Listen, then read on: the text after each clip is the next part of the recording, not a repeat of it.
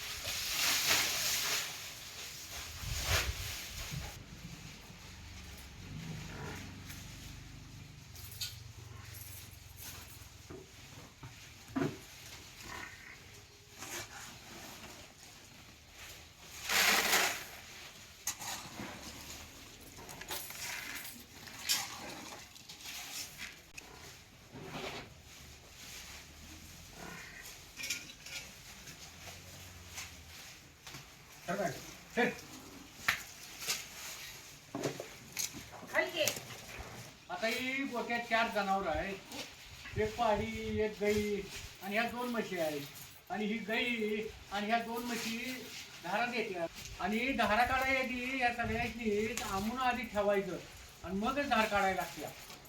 आणि एकटीला धार काढून तर आमून ठेवलं की तिकडं किंमत ओढाय बघत्या, इकडली गाई ओढाय बघत्या. म्हणून जरा धार काढतो उभा राहायला लागतंय पुढं.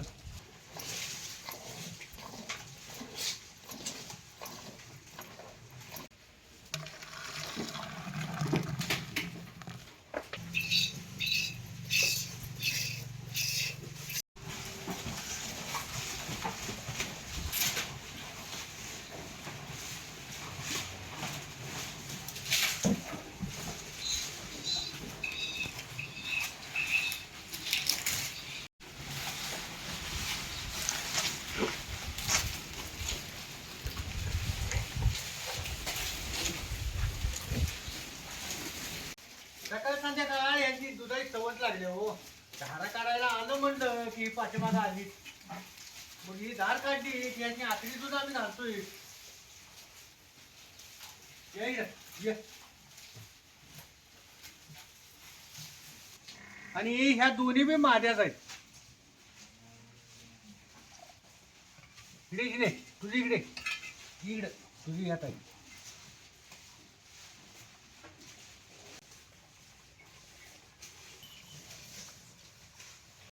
आता सकाळचं धारा काढल्या त्याची दूध घातलं आखरी की दुपारी 12-1 वाजता त्याची जरा एक भाकरी दूध आणि काय असेल ते कालवण जरा मिसळलं की तेवढं मारलं की संध्याकाळपासून निवांत पडतात बघा. आणि संध्याकाळी 4-5 वाजता धारा काढल्या की आणि एवढं दूध घालायचं. पुन्हा तेव्हा 8-9 वाजता आणि त्याची जरा एक भाकरीची आणि रोजच्या नियमाप्रमाणे घालतोयच आम्ही. आता धारा काढून झाल्या की आपलं आणि रानातलं रोजचं रुटीन आहे ती काय ठरल्याप्रमाणेच आहे. वेळी काढी आहे, पाणी पाजायचं, भांगलन डोंगलन ती काय ठरलेलंच असतंय.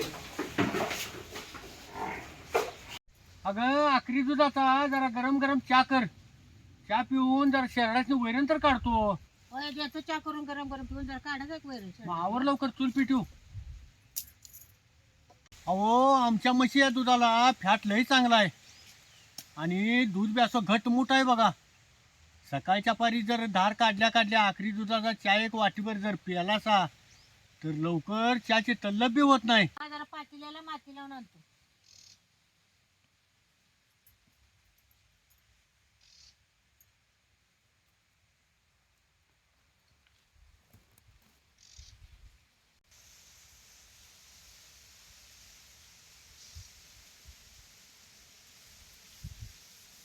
चहा पुरतं दूध आणलंय.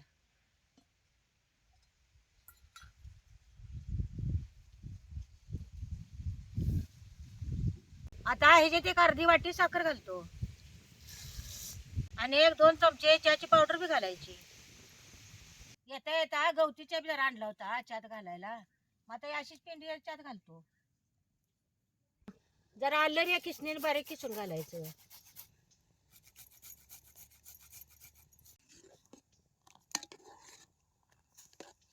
असा बारीक जाळावर चहा उकळायचा. म्हणजे आल्याचा बी आणि गवतीच्याचा बी आरस सगळा चहात उतारतोय. मग चहा पिताना बी चांगला लागतोय.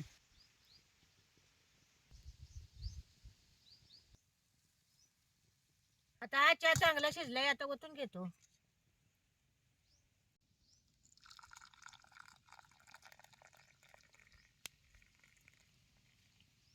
बकरी दुधाचा चहा आहे, त्यानं कसा घटमोट झालाय बघा.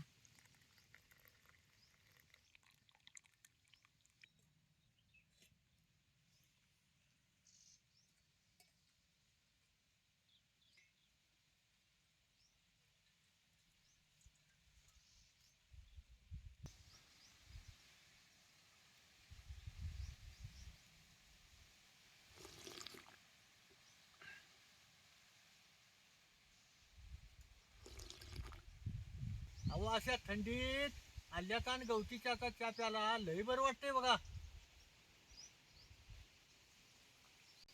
आणि तुम्ही बी आता या चहा प्याला.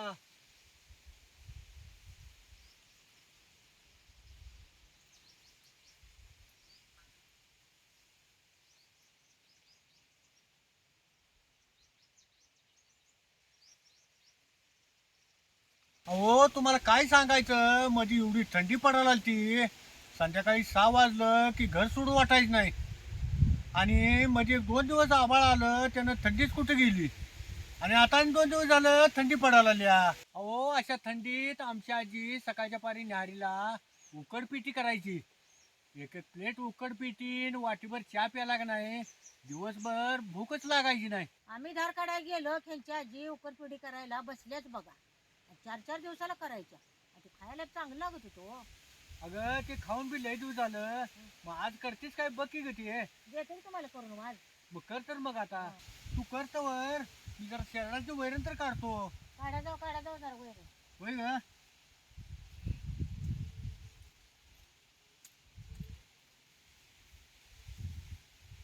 उकडपिढी करायला मी 2 वाट्या गव्हाचं आणि 1 वाटी ज्वारीचं पीठ घेतले. आता हे बघलेलं ठेवून चूल पिठवून घेतो. जुंधळ्याच्या पिठाची बी करतात, खरं आमची आजी सासू दोन्ही पिठं घालून करत होत्या, म्हणून आता मी तशीच करणार आहे. ते गरम होतो जर हिरव्या मिरच्या तर चिरून घेतो. आता कढई बी गरम झाली असेल, ह्याच्यात तेल होतो. आता या तेलात अर्धी वाटी शेंगदाणं भाजून घ्यायचं. आता तेल चांगलं कडलं, याच्यात शेंगदाणं होतो.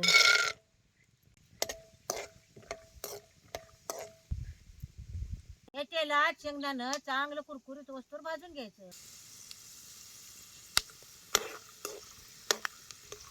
असं शेंगदाणं भाजत आलं की 1 चमचा मोहरी टाकायची. मोहरी तडतडली का नाही 1 चमचा जिरे बी टाकायचं. आता ह्याच्यात हिरवी मिरची कढीपत्ता बी घालतो.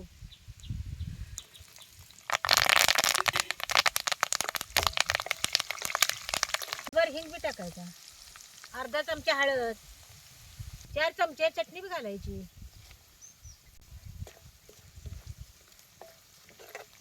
आता हे सगळं तेलात चांगलं भाजून घ्यायचं. त्याच्यात गरम पाणी घालायला लागते, म्हणून जरा वैलावर पाणी गरम करायला ठेवतो. या वाटीनं 3 वाट्या पीठ घेतले, मग आता याच वाटीनं 4 वाट्या पाणी ठेवायचं.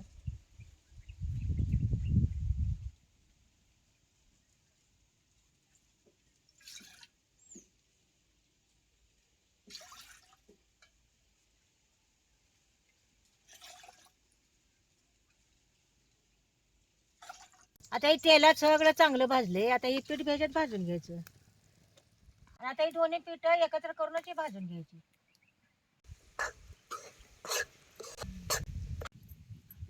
असा हा पिठाचा आणि तेलाचा चांगला एक जीव करून घ्यायचा. ह्याच्यात लगेच पाणी घालायचं नाही, बारीक जाळावर या तेलातच पीठ भाजून घ्यायचं. आणि असं सारखं खालवर करूनच हे पीठ भाजून घ्यायचं.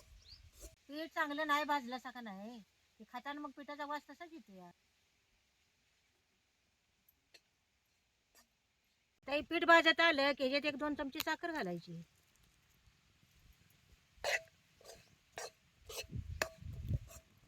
आता हे वैलावर पाणी बी कोमट झाले. आता हे 1 वाटी पाणी घालतो.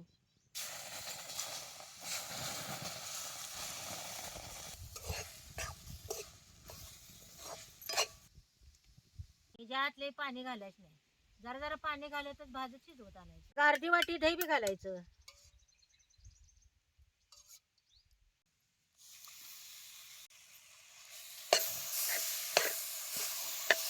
तर दही घालून हलेलं का नाही आणि 2 वाट्या पाणी घालायचं.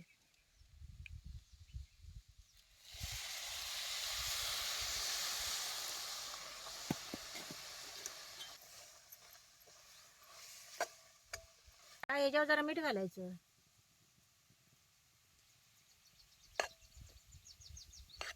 आणि जरा नंतर राहिलेलं पाणी घालून आणि जरा शिजवून घ्यायचं.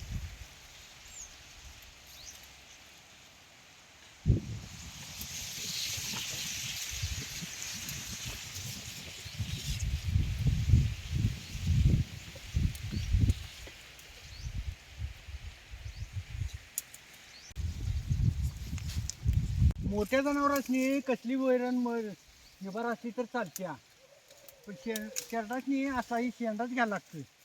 सुबाबळ असू दे नाहीतर साध्या बाबळीचं शेंडा असू द्या, टाकर कवळा कवळा हत्ती घास अशीच वैरण शेरडांची मग पोट भरत्यात. हे हिरीकडला बांधाला सुबाबळीचं बी टाकलं होतं, हेच उगवून येऊन ही आता एवढं मोठं आलंय. ही शेरडांच्यासाठीच आता ही सुबाबळ ठेवल्या बघा.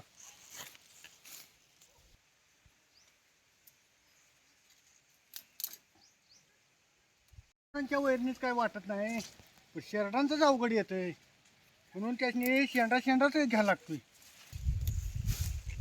ह्याच्यावरनं टाकायला एक पांढरा कांदा चिरून घ्यायचा. पांढरा कांदा लय तिखट नसतो या, वाळू खाल्यावर लागतो, म्हणून जरा पांढरा कांदाच घालायचा.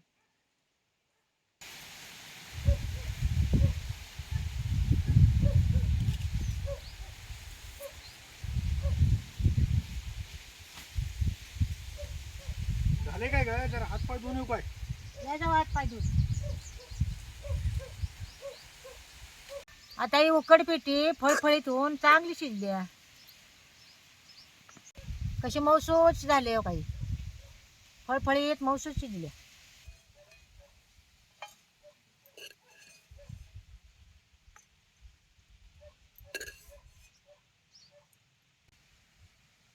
याच्यावर कांदा आणि कोथिंबीर जर टाकून घ्यायची, खोबरं बी याच्यावर घालायचं. उकडपेडी, दही आणि लसूण.